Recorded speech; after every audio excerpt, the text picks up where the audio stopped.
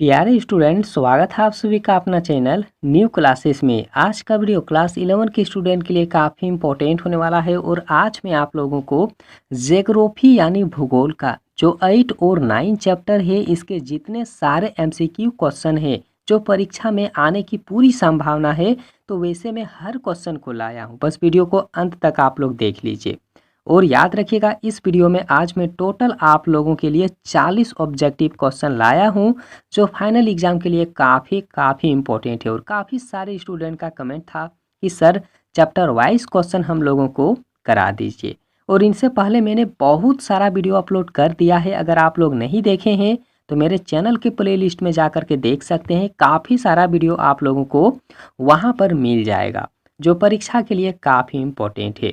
अगर आप लोग पुराना मॉडल पेपर का सॉल्यूशन देखना चाहते हैं तो प्ले लिस्ट में जाइए। अगर न्यू मॉडल पेपर का सॉल्यूशन देखना चाहते हैं तो फिर भी आप लोग मेरे चैनल के प्ले लिस्ट में ही जाइए। और देखिए, काफ़ी सारे वीडियो का लिंक मैं इस वीडियो के नीचे डिस्क्रिप्शन में दे दूंगा, आप लोग वहां से भी जा कर के देख लीजिए। तो देखिए, यहाँ जो पहला प्रश्न है ना, पहला प्रश्न आप लोग देख लीजिए कि वह वायुमंडलीय परत जो मानव जीवन के लिए काफ़ी महत्वपूर्ण है। तो याद रखिएगा, आदमी के लिए, मानव जीवन के लिए क्षोभ मंडल जो है ना, ये काफ़ी इम्पोर्टेंट है। अगला प्रश्न देखिए कि प्रकाश की गति है, तो प्रकाश की क्या गति होती है? तो 3 लाख किलोमीटर प्रति सेकेंड होता है प्रकाश की गति, याद रखिएगा। आगे देखिए, जो तीसरा नंबर का प्रश्न है ना कि निम्नांकित में से कौन सी गैस सूर्य से आने वाली हानिकारक परावैंगनी किरणों से बचाती है? तो ओजोन परत होगा। क्या होगा? ओजोन परत होगा। आगे देख लीजिए कि निम्न में से किस गैस की कमी पर्यावरण संबंधी समस्याएं उत्पन्न कर रही है? तो ओजोन परत ही होगा। क्या होगा? ओजोन परत, ओजोन गैस ही होगा। ठीक है। आगे देख लीजिए, अगला जो है ना कि निम्नांकित में से कितनी ऊंचाई पर ऑक्सीजन की मात्रा नगण्य हो जाती है? तो लगभग 120 किलोमीटर की ऊंचाई पर अगर कहा जाए तो ऑक्सीजन की मात्रा जो है वो नगण्य हो जाती है। आगे देख लीजिए कि वायुमंडलीय में ऑक्सीजन की मात्रा कितनी प्रतिशत है? आप सभी को पता है कि ऑक्सीजन की मात्रा 20.95% होगा। ठीक है, ऑक्सीजन कितना है? तो 20.95% इसका राइट आंसर है। आप लोग याद करके रखिएगा। ठीक है। और आगे यहाँ पर आप लोग देख लीजिए कि कौन सी गैस सौर विकिरण के लिए पारदर्शी है तथा पार्थिव गैस के लिए अपारदर्शी है। ठीक है। प्रश्न और एक बार समझ लीजिए कि ऐसा कौन सा सौर विकिरण के लिए, ऐसा कौन सा गैस है जो सौर विकिरण के लिए पारदर्शी होता है और पार्थिव गैस के लिए अपारदर्शी होता है? तो उसे कार्बन डाइऑक्साइड कहा जाता है, जिसे हम लोग CO2 के नाम से भी जानते हैं। ठीक है। आगे देख लीजिए, अगला जो प्रश्न है ना यहाँ पर 8 नंबर का कि कार्बन डाइऑक्साइड गैस कितनी ऊंचाई तक सीमित होता है? तो लगभग 90 किलोमीटर तक सीमित होता है। आगे देखिए कि निम्नांकित में से कौन सी गैस भूमंडलीय तापन के लिए उत्तरदायी होता है? तो CO2 गैस ही होगा, मतलब कार्बन डाइऑक्साइड इसका राइट आंसर होगा। और काफ़ी सारे स्टूडेंट ये कमेंट करते हैं कि सर आप ऑप्शन के अनुसार आप ऑप्शन नहीं देते हैं ना, तो जल्दी से याद नहीं होता है। लेकिन याद रखिएगा, जो अच्छे से अगर पढ़ाई करता है ना तो उसको ऑप्शन की ज़रूरत ही नहीं पड़ेगा। आप लोग अच्छे से पढ़ाई नहीं करते हैं, इसीलिए तो आप लोगों को ऑप्शन की ज़रूरत पड़ रही है। ठीक है। आप लोग अच्छे से पढ़ाई करिए, डायरेक्ट एकदम क्वेश्चन देखिए और डायरेक्ट जो होता है ना उसका आंसर देखिए। ऑप्शन देखने की ज़रूरत ही नहीं पड़ेगा ना। याद रखिएगा, काफ़ी सारे स्टूडेंट का यही कमेंट था, तो बिल्कुल भी इस तरीके का कमेंट ना करें। याद रखिएगा, डायरेक्ट अच्छे से आंसर याद करके रख लें। ऑप्शन, क्योंकि ऑप्शन के सहारे कितना दिन तक काम चलेगा? डायरेक्ट आंसर और क्वेश्चन याद करो ना, समय बचत होगा। आगे देख लीजिए कि अधिकांश मौसमी घटनाएं किस मंडल में घटित होती है? तो याद रखना है क्षोभ मंडल में घटित होगा। अगला प्रश्न भी यहाँ पर आप लोग नोट करिए कि मानव जीवन के लिए सबसे अधिक महत्वपूर्ण परत है? तो क्षोभ मंडल वाला जो परत है ये इम्पोर्टेंट है। आगे देख लीजिए कि वायुमंडल की अल्पकालीन दशाओं को क्या कहा जाता है? तो उसे मौसम कहा जाता है। अगला प्रश्न देखिए, अगला जो यहाँ पर प्रश्न है कि इनमें से कौन सा ग्रीन हाउस गैस है काफ़ी इम्पोर्टेंट है। देखिए ग्रीन हाउस गैस में ने काफ़ी सारा गैस जो है ना आएगा, जैसे कि मीथेन आएगा, ठीक है, और बहुत सारा ऐसा गैस है जो ग्रीन हाउस गैस के लिए उत्तरदायी होता है। आगे देख लीजिए कि पौधों के लिए आवश्यक गैस कौन सा है, तो कार्बन डाइऑक्साइड ही होगा। और हर क्वेश्चन को याद रखना है, अच्छे से पढ़ लीजिए और अच्छे से आंसर याद करके रख लें, क्योंकि फाइनल एग्जाम के लिए ना बहुत इम्पोर्टेंट है। आगे देख लीजिए कि रेडियो तरंगों का परावर्तन निम्न में से किस मंडल से होता है, तो आयन मंडल से होगा। रेडियो तरंगों का जो परावर्तन होगा कौन से मंडल से होगा, तो आयन मंडल से होगा। आगे देख लीजिए अगला जो प्रश्न है ना यहाँ पर 16 नंबर का, कि वायुमंडल में नाइट्रोजन का प्रतिशत कितना परसेंट है, तो याद रखना है 78.08% होगा, क्योंकि हम लोग तो पढ़े हैं कि हाँ नाइट्रोजन का परसेंट कितना होता है, तो 78% होगा। लेकिन हाँ 78% से भी ज़्यादा होता है, जो यहाँ पर 08 जो दिया हुआ है ना, तो इसका वैल्यू नहीं रहता है। लेकिन हाँ आप लोगों के लिए इम्पोर्टेंट है, याद करके रख लें, ठीक है। आगे यहाँ पर आप लोग देख सकते हैं कि क्षोभ मंडल में ऊंचाई के साथ तापन क्या होता है, तो देखिए क्षोभ मंडल में ऊंचाई के साथ में तापन घटता भी है और फिर बढ़ भी जाता है। अगला प्रश्न देखिए, इनमें से कौन सी ग्रीन हाउस गैस नहीं है, तो यहाँ पर देखिए ऑप्शन इसमें हम दे दिए, ठीक है, ताकि जल्दी से यहाँ पर आप लोग समझ जाएं कि ग्रीन हाउस गैस कौन कौन सा होता है। तो यहाँ पर देख लीजिए इनमें से कौन सी ग्रीन हाउस गैस नहीं है, तो ऑक्सीजन जो यहाँ पर आप लोग देख रहे हैं ना, ये ग्रीन हाउस गैस के अंतर्गत में नहीं आता है। लेकिन यहाँ देखिए कार्बन डाइऑक्साइड भी आएगा, मीथेन भी आएगा, क्लोरोफ्लोरोकार्बन भी आएगा।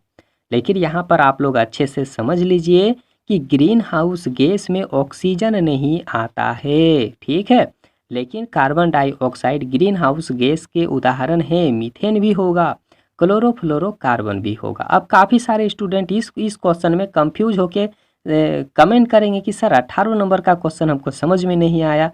अरे गधा, आप लोग समझेंगे तभी तो समझ में आएगा ना, ऐसे बिल्कुल भी नहीं समझ में आएगा, याद रखिए। तो यहाँ पर प्रश्न क्या है कि इनमें से कौन सी ग्रीन हाउस गैस नहीं है, तो ऑक्सीजन होगा। और प्रश्न ऐसे अगर पूछ दे कि सर ग्रीन हाउस गैस कौन कौन सा होगा, क्योंकि आप तो सिर्फ एगो मीथेन पढ़ाए हैं, तो मीथेन के अलावा कार्बन डाइऑक्साइड भी तो होगा, क्लोरोफ्लोरोकार्बन भी तो होगा। बिल्कुल भी अच्छे से याद करके रख लें, ठीक है। आगे देखिए अगला जो है ना यहाँ पर, कि ब्रह्मांड किरणों का परिलक्षण किस मंडल में किया जाता है, तो आयन मंडल में किया जाता है। अगला प्रश्न आप लोग नोट करिए, जो 20 नंबर का प्रश्न है, कि निम्नांकित में से कौन से वायुमंडल का हिस्सा बिल्कुल भी नहीं होता है, तो चुंबकत्व नियंत्रण क्षेत्र जो है ये बिल्कुल भी वायुमंडल का हिस्सा नहीं है।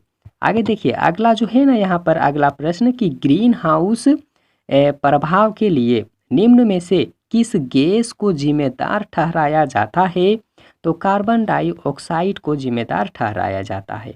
आगे देखिए कि वायुमंडल के कौन से परत का संबंध मौसमी परिवर्तन से संबंधित है, तो क्षोभ मंडल ही होगा। क्षोभ मंडल में ही तो मौसम परिवर्तन होता है, बदलता है। आगे देख लीजिए कि निम्न में किस शहर में दिन ज़्यादा लंबा होता है, कौन से शहर में दिन जो है काफ़ी ज़्यादा होता है, ज़्यादा लंबा होता है, तो चंडीगढ़ इसका बिल्कुल भी करेक्ट आंसर होगा। आगे देख लीजिए कि आकाश के नीलेपन का प्रमुख कारण क्या होता है, तो सूर्य प्रकाश का वायु अणुओं द्वारा प्रकीर्णन जो होता है उसी के कारण जो है ना आकाश नीला नजर आता है। आगे देखिए अगला जो प्रश्न है यहाँ पर 25 नंबर का, कि निम्नांकित में से किस प्रक्रिया द्वारा वायुमंडल मुख्यतः गर्म होता है, तो लंबी तरंगदैर्घ्य वाले स्थलीय विकिरण से इसका करेक्ट आंसर होगा। आप लोग लिख लीजिए, एक दो प्रश्न जो ऐसा ऐसा है ना बड़ा बड़ा, आप लोग ज़रूर से ज़रूर उसे लिख लें और अच्छे से रिवाइज करके रख लें। और यहाँ अगला जो है ना, कि सूर्य ताप की सबसे ज़्यादा मात्रा प्राप्त होती है, तो भूमध्य रेखीय प्रदेश द्वारा प्राप्त होता है।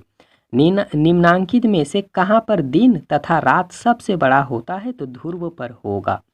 अगला प्रश्न देखिए जो 28 का है कि निम्नांकित में से कौन सा तापन के क्षैतिज विवरण को प्रभावित नहीं करता है। मतलब ऐसा कौन सा तापमान है जो क्षैतिज विवरण को प्रभावित नहीं करता है, तो सागरीय लहर होगा। क्या होगा? सागरीय लहर होगा। आगे देखिए सर्वाधिक सूर्यभिताप कहाँ पाया जाता है, तो विषुवत रेखा पर पाया जाता है। कहाँ पर? विषुवत रेखा पर। आगे नोट करिए कि कर्क रेखा पर सूर्य की किरणें लंबवतः किस दिन चमकती है, तो 21 जून को। ठीक है, और 21 जून को क्या होता है आप लोग जरूर हमें कमेंट करके बताइएगा। आगे देख लीजिए अगला जो है ना कि उच्च वायुमंडलीय तापमान की विलोमता का प्रमुख कारण क्या होता है, तो ओजोन गैस की उपस्थिति होगा। आगे देखिए अगला जो है ना कि सूर्य एवं पृथ्वी के बीच की सर्वाधिक दूरी होती है, तो कब होगा, तो 4 जुलाई को होता है। आगे देखिए अगला जो प्रश्न है ना इसमें भी ऑप्शन है। तो यहाँ पर देखिए कि पृथ्वी के धरातल का तापमान सबसे अधिक प्रभावित होता है। कहाँ पर? अक्षांश में भी होगा, सागर से दूर भी होगा, ऊंचाई पर भी होगा। मतलब इनमें से सभी में होगा। आगे देखिए अगला जो है ना कि सूर्य से आने वाले ताप का कितने प्रतिशत भाग पृथ्वी पर पहुंचता है, तो लगभग 51% पहुंचता है। कितना? 51%। आगे देखिए अगला जो है ना यहाँ पर कि भारत में निम्न में से कौन सा तप्त स्थल है, तो पश्चिमी घाट होगा। आगे नोट करिए जो अगला है 36 का कि सर्वाधिक तापमान कब अंकित किया जाता है, तो अपराह्न 4 बजे। ठीक है, कब होता है? अपराह्न 4 बजे होता है। आकाश का नीला रंग व सूर्य की लालिमा निम्न में से किस प्रक्रिया का परिणाम होता है, तो प्रकीर्णन का परिणाम होगा। आगे देखिए अगला जो है ना कि वायुमंडल के लंबवतः तापन की प्रक्रिया को क्या कहते हैं, तो उसे संवहन कहा जाता है। आगे देखिए अगला जो प्रश्न है यहाँ पर कि वायुमंडल के बाह्य सन स्तर तक पहुँचने वाले सूर्य ताप का कितना भाग पृथ्वी के धरातल तक पहुँच पाता है, तो लगभग 51%। प्रश्न थोड़ा घुमाया है क्योंकि 51% वाला मैंने पहले ही एक वीडियो यहाँ पर देखिए प्रश्न मैंने बता दिया है। ठीक है, यहाँ जो 34 नंबर का है सेम वही प्रश्न है लेकिन थोड़ा घुमाया है। और यहाँ पर देखिए जो इस वीडियो का बिल्कुल भी अंतिम क्वेश्चन है कि निम्नांकित में से कौन सी स्थान के तापमान को प्रभावित कर सकता है। मतलब यहाँ जो दिया हुआ है ना कि कौन किसी स्थान के तापमान को प्रभावित कर सकता है, तो याद रखना है अक्षांश भी होगा, समुद्र से दूर भी होगा, ऊंचाई भी होगा। बिल्कुल इसका करेक्ट आंसर इनमें से सब होगा। इनमें से सब इसका बिल्कुल भी राइट आंसर होगा। तो ये था आप लोगों के लिए इम्पोर्टेंट क्वेश्चन और इसके बाद में भी काफ़ी सारा सब्जेक्ट का वीडियो आता रहेगा। अगर अभी तक आप लोग चैनल को सब्सक्राइब नहीं किए हैं तो ज़रूर से ज़रूर कर लें और हद से ज़्यादा वीडियो को अपने दोस्तों के पास में ज़रूर से ज़रूर शेयर कर दें क्योंकि उन्हें भी तैयारी करना है।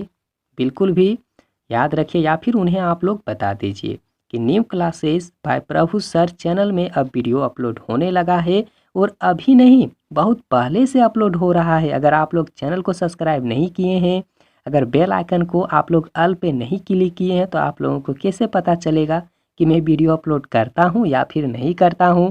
और जितने सारे स्टूडेंट चैनल से पढ़ाई कर रहे हैं उन्हें तो ज़रूर ही मालूम होगा।